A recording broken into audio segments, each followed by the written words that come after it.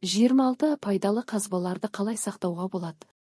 Сабақта пайдалы қазбаларды үнемдеу жолдарын білесің. Пайдалы қазба қоры деген не? Сарқылады және сарқылмайды деген ұғымдарды түсіндір.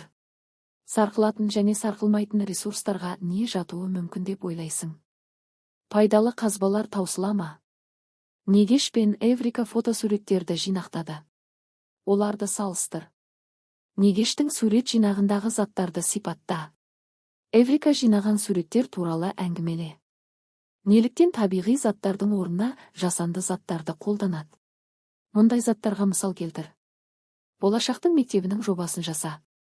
Оның құрылысында қандай материал пайдаланғың келеді? Өзің жобалаған ғимарат қандай энергия ресурстарын тұтынады?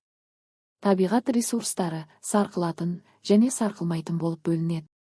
Күн энергиясы, жел, ауа, су сарқылмайтын ресурс. Ал пайдалы қазбалар сарқылатын ресурсқа жатады. Сарқылатын ресурстарды сарқылмайтын ресурстармен алмастырып үнемдеуге болады. Мысалы, мұнай мен көмірден алатын энергияны күннен, желден, судан, өсімдіктен алуға болады. Қазір металдың орнына пластмасса жиі қолданылады. Сен білесің бе?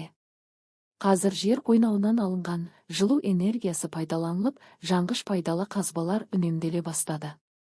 Мысалы, Исландияның астанасы Рейкьявик жерасты ыстық су көзінің энергиясымен жылытылады.